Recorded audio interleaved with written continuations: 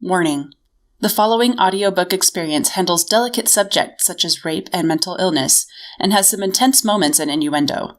It is not intended for younger audiences or for those who may be triggered by these topics. Thank you. Cursed. An audiobook by Fluff Dragon. Part 2. Markus glanced up at the window above, candlelight flickering in the chambers he shared with his wife, and tried to remain focused on the hunt. The image of Adrienne sprawled out on the floor, her dress torn, unable to speak, had left his vision veiled in crimson. He'd scoured every possible hiding place, interrogated every guest.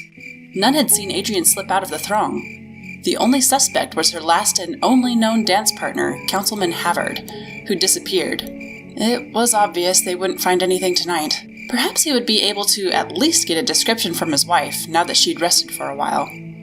Captain Gaius, recall your troops. Rest up. We'll search again tomorrow. The soldier saluted and retreated into the night to signal his men. In a way, Markus missed military life. Though he still managed movements and training, leading from the palace differed from leading on the field, and he knew which he preferred.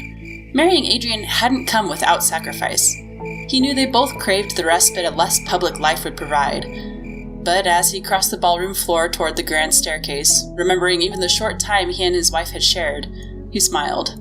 He wouldn't have traded his decision for anything. A few remaining guests stood next to the punch bowl, giggling in a coarse manner. Markus frowned at the ladies' drunken behavior. They should have gone home hours ago.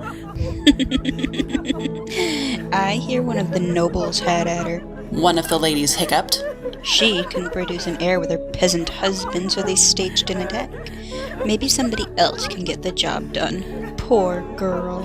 Markus walked away, not wishing to hear more. No matter how hard they tried to keep their lives private, it seemed everyone and their horse knew every disagreement, every illness, every intimate detail within minutes. Of course, it was difficult to track down gossip with so many servants and guards about. A terrified scream permeated the walls, jarring Markus out of his thoughts and sending the ladies below into a panic.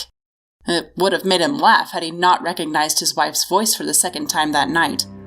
He picked up the pace through the corridors, skipping 3 steps at a time and cursing the winding hallways of the palace. Had he ensured that she was guarded? He'd been so keen on catching that son of a... Fire billowed from their chambers, and the body of one of the guards flew into the hallway, landing in a crumpled heap and leaving a large smear of red behind him. Another scream, this one coming from a man, echoed in the room and ended in a gargle that made Markus grimace. He drew his sword and eased himself next to the door opening, careful not to touch the hot, blackened stone, and lowering himself to avoid the smoke and see into the room. Everything flammable burned within, and blood had spattered everywhere. One of the walls no longer existed, and arrows flew into the opening, trying to land a hit on the creator of the chaos. Markus scanned for any sign of Adrienne, but found none.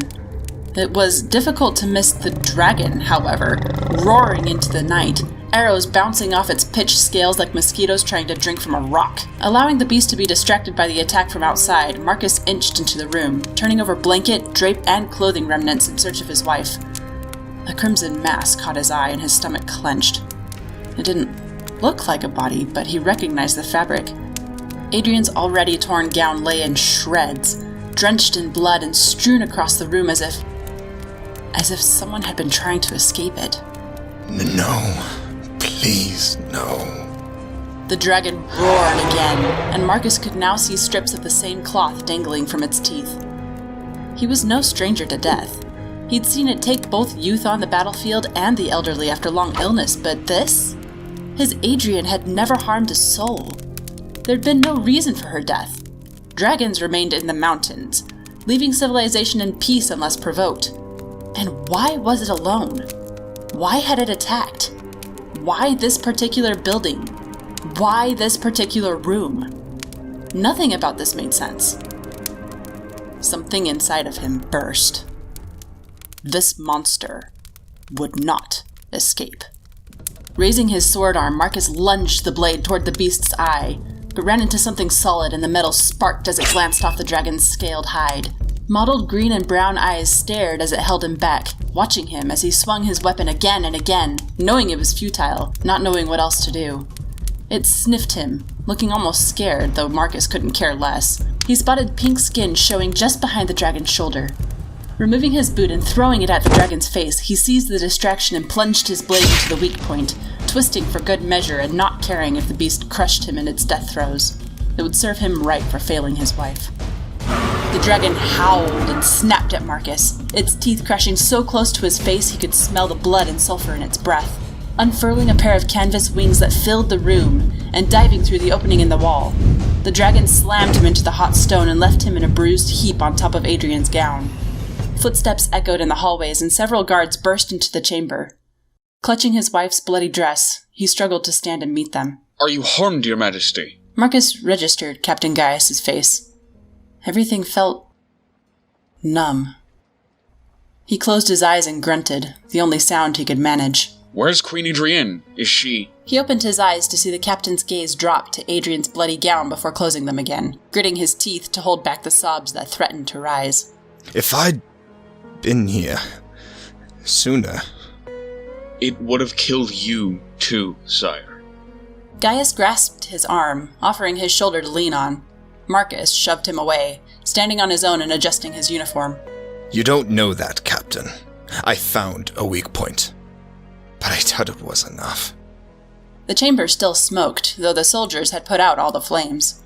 A cool breeze blew in from the hole in the wall, sweeping away the smell of burning fabric and sulfur for a moment. In that small respite, Markus imagined the room as it had been. Red drapes surrounding the black comforter on their bed, reading a book with Adrienne in his arms and the discussions they would have on life, listening to her gush about how she would heal the divide between the classes, not knowing how far she'd already come and wanting to push further. Tonight was supposed to be her celebration, her victory. How had it ended this way? "The servants have drawn you a bath, sire. I recommend that you rest." Send for Yvonne. "Sire?" Adrienne's sister, Princess Yvonne. Send for her. "Yes, sir." Markus watched the captain head down the hall before holding up Adrienne's gown and examining it. Something felt off about tonight's events.